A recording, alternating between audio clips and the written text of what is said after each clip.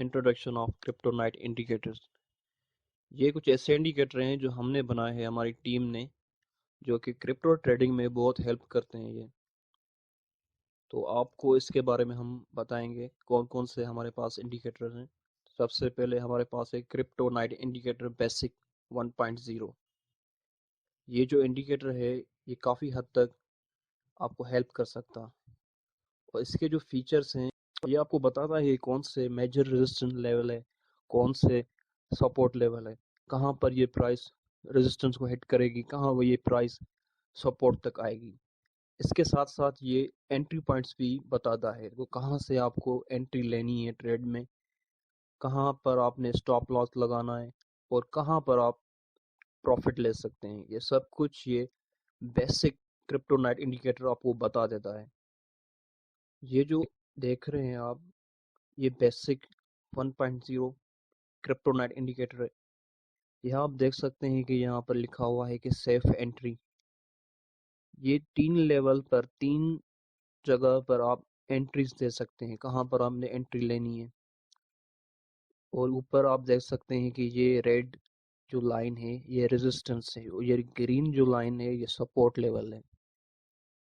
तो ये टीपी आप देख रहे हो, टेक प्रॉफिट, ये आपको बता रहा है कि कहाँ से आपने सेफ एंट्री लेनी है, कहाँ तक आपने स्टॉप लॉस लगाना है, और उसके साथ साथ आपने टेक प्रॉफिट कहाँ पर लेना है। ये सारा आप देख रहे हैं कि आप ये सब कुछ मेंशन किया गया है। तो ये यूज़ करने के बाद काफ़ी हद तक ट्रेडर को आइडिया हो जाता है कि क्या कैसे मुझे अपनी आगे ट्रेड करनी है।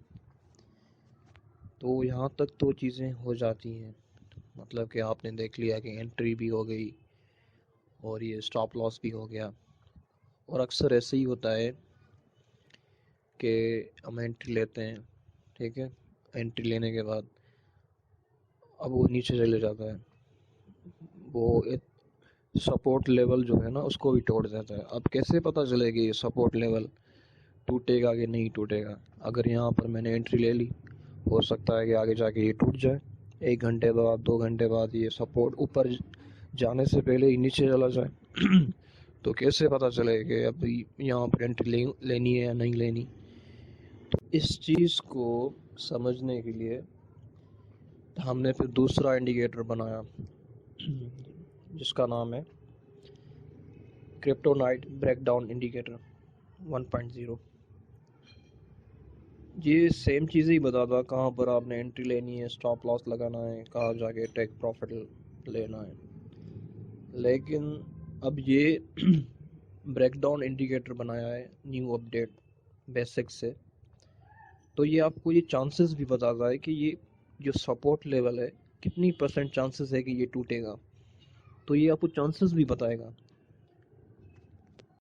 ये इंडिकेटर आपको चांसेस भी बताएगा कि ये इतनी चांसेस तो मौजूद हैं, ये टूट सकता है। तो अब आपकी मर्ज़ी है कि यहाँ पर आप एंट्री लें या टूटने के बाद वेट करें कि फिर एंट्री लें। तो एक मेंशन कर देता है कि इतने चांसेस हैं।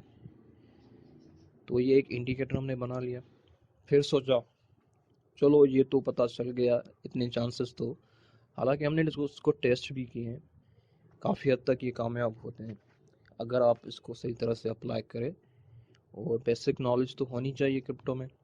अगर वो अपनी थोड़ी सी नॉलेज इस्तेमाल करके इंडिकेटर अप्लाई करेंगे तो ये सही से बता देता है कि इतने चांसेस है टूटने के, और ये चांसेस उसके सही भी होते हैं इंडिकेटर के।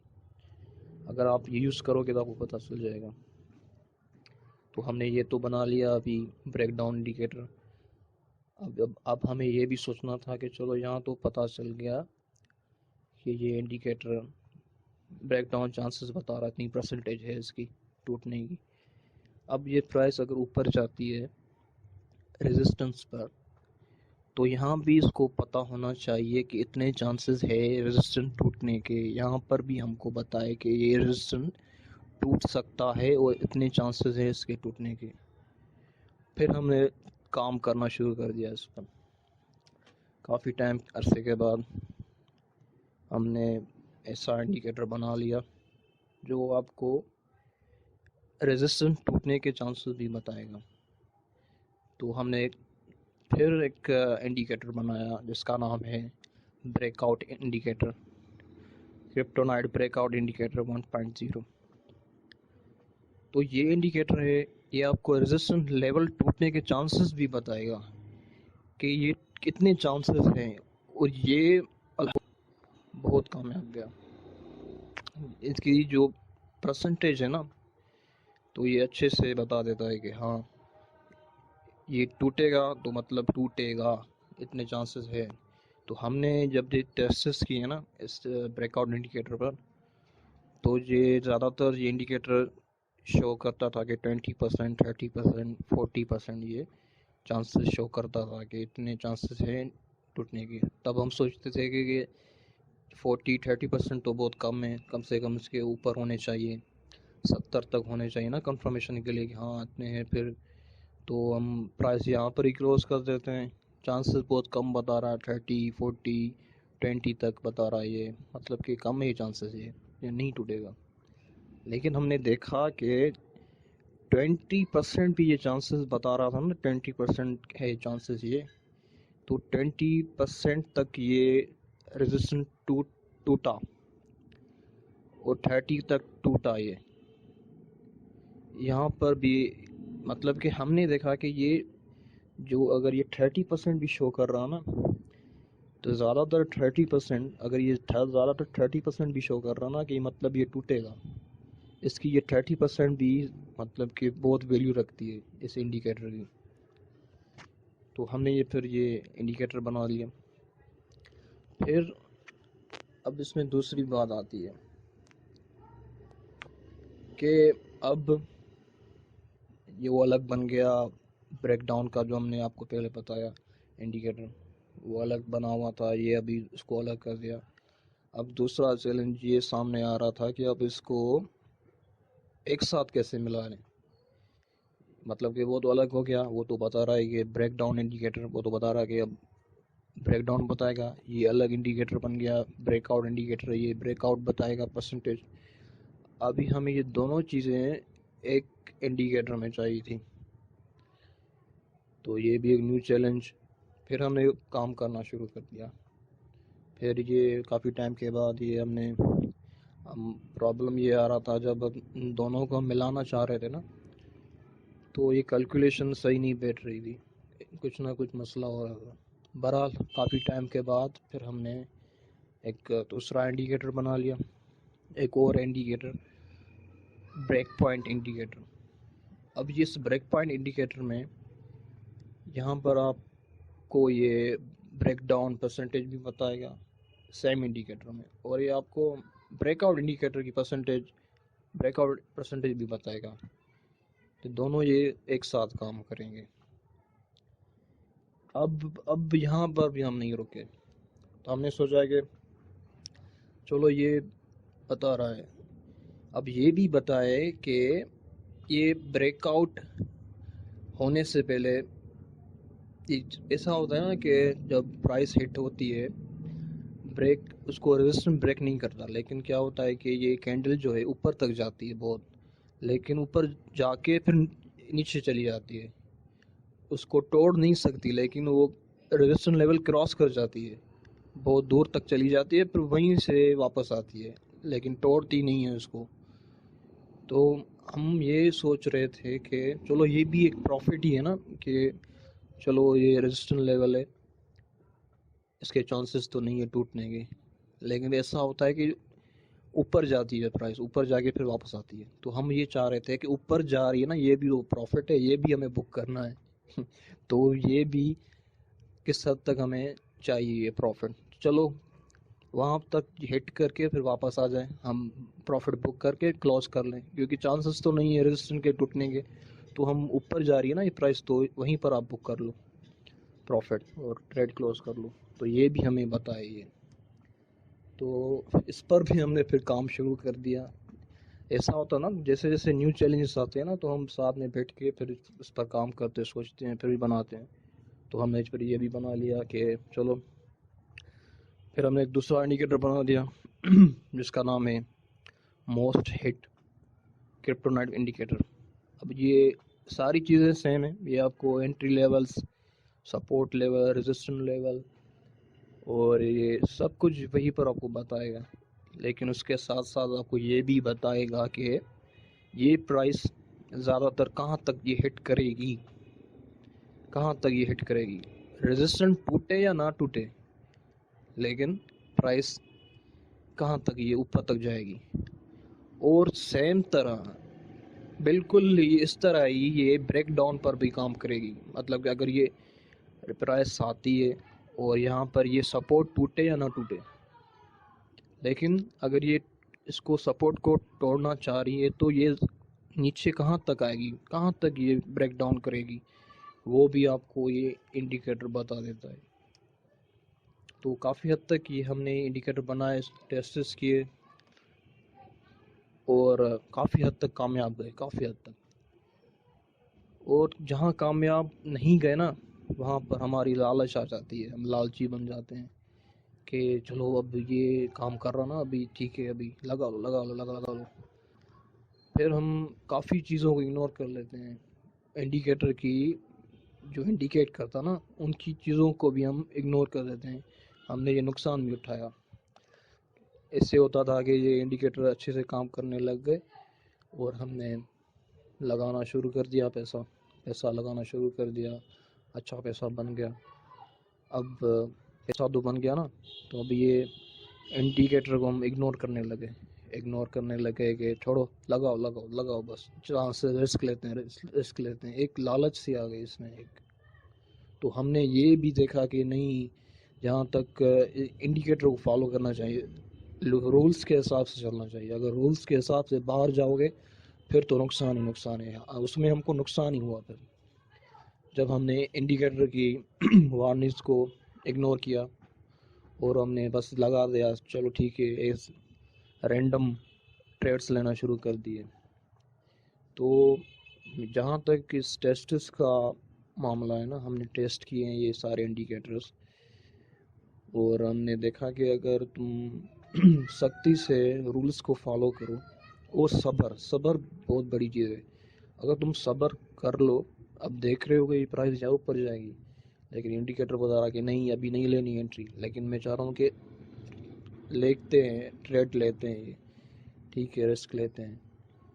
तो जब आप सब्र नहीं कर पाओगे ना और लालची बन जाओगे कि नीचे से बॉटम से हमने ट्रेड लेनी है, फिर ऊपर जाके ये हिट करेगी तो ज़्यादा प्रॉफिट आएगा, तो ऐसे आप सोचोगे ना, फिर ये नुकसान में जाओगे। जो इंडिकेटर बता रहा उस हिसाब से सख्ती से रूल्स फॉलो करने हैं, फिर जाके ये आपको प्रॉफिट अच्छे से बुक करके देगा। तो हमने ये जितने भी आपको इंडिकेटर्स बताएं, एक तो बेसिक बताया, बेसिक के बाद फिर हमने ब्रेक डाउन बताया, break down indicator, breakout indicator, फिर ब्रेक पॉइंट इंडिकेटर जिसमें ये आपको दोनों ब्रेक डाउन और ब्रेकआउट बताएगा परसेंटेज, और मोस्ट हिट इंडिकेटर ना, ये मैं पर्सनली यूज़ करता हूँ। इसमें आपको चांसेस भी बताता है अच्छे से कि कितनी परसेंट चांसेस है ब्रेकआउट ब्रेक डाउन होने के, और कहाँ तक ये प्राइस हिट कर सकती है और कहाँ तक ये ब्रेक आउट हो सकता है। ये सारी परसेंटेज आपको वहाँ पर आपको बता देता है। उसके अलावा हमने फिर तो हमने एक इंडिकेटर बनाया, इससे मुख्तलिफ है वो, हालांकि उसको बॉलिंगर ब्रांड्स कहते हैं इंडिकेटर। वो उसको हमने मिला के कुछ कुछ मॉडिफाई कोड्स लगा के अपनी तरफ से एक बनाए। इसमें फिबोनाची रिट्रेसमेंट ऑटो उसमें रख दिया है, मतलब कि जब आप अप्लाई करेंगे ना इंडिकेटर, जो हम इसके अलावा जो है, ये दोनों को इंडिकेटर्स को मिला के आप यूज़ करोगे ना, तो मतलब कि बहुत क्लियर पिक्चर मिल जाती है। मतलब एक साफ नज़र आने लगता है कि हाँ, यहाँ तक प्राइस जाएगी, यहाँ तक एंट्री लेनी चाहिए, यहाँ तक इसको स्टॉप लॉस लगाना चाहिए, क्लियर पिक्चर मिल जाती है। तो उसका हमने नाम रखा most hit plus. Most hit plus में दो इंडिकेटर्स हैं, जो आप जिसमें ऑटो फिबोनाची रिट्रेसमेंट लग जाता है चार्ट पर, और बॉलिंगर बैंड्स हैं जो आपने सुने होंगे, वो भी हैं इसमें साथ। और मोस्ट हिट इंडिकेटर भी इसमें दोनों साथ मिलके ये अप्लाई होते हैं चार्ट पर और क्लियर पिक्चर मिल जाती है। तो काफ़ी हद तक ये हम इस पर काम कर रहे हैं, अभी भी इसको बेस्ट से बेस्ट बनाने की कोशिश कर रहे हैं। तो हमने सोचा कि चलो, पहले तो हम ये खुद यूज़ करते थे पर्सनली, मतलब कि हमने ओपन नहीं किया किसी पर ये।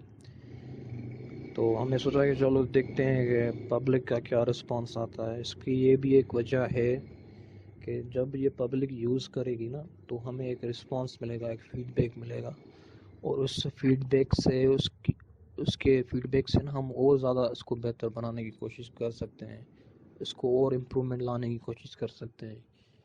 तो जब ये ज़्यादा तादाद में पब्लिक यूज़ करेगी तो हमें फीडबैक मिलेगा कि ऐसे काम कर रहा, यहाँ पर मसला हो रहा। तो हम ये डेटा कलेक्ट करके फीडबैक, तो हम इसको और इम्प्रूवमेंट मतलब कि कर सकते हैं, इम्प्रूव कर सकते हैं इसको। इसलिए हमने सोचा कि चलो पब्लिक करते हैं। लेकिन जाहिर सी बात है, इसके चार्जेस तो होते हैं, क्योंकि हमने मेहनत की है, इसको समझा है, इसको बनाया है, तो हम चार्जेस तो बेशक लेंगे। तो आपको ये हमने बताया सब कुछ इंडिकेटर्स के बारे में। अगर आप इंटरेस्टेड हो तो आप रब्ता कर सकते हैं हमसे, बेसिक से लेके मोस्ट हिट प्लस इंडिकेटर पर। अब बेसिक इंडिकेटर है, ब्रेक डाउन इंडिकेटर है, ब्रेकआउट इंडिकेटर है, ब्रेक पॉइंट है, मोस्ट हिट है और मोस्ट हिट प्लस है। और यहाँ तक आपको हमने बताया, इंट्रोडक्शन सारा बता दिया। अब आगे जाके हम वीडियो बनाएंगे इन अलग अलग इंडिकेटर्स पर, और आपको बताएंगे कौन से रूल्स फॉलो करने चाहिए, एक्यूरेसी रेट इनका कितना आ रहा, और बहुत सी चीज़ें, कहाँ किस मार्केट कंडीशन में ये अप्लाई कर सकते हैं इंडिकेटर्स को, और बहुत से ऐसी चीज़ें आपको हम दूसरे वीडियो में हम बताएंगे।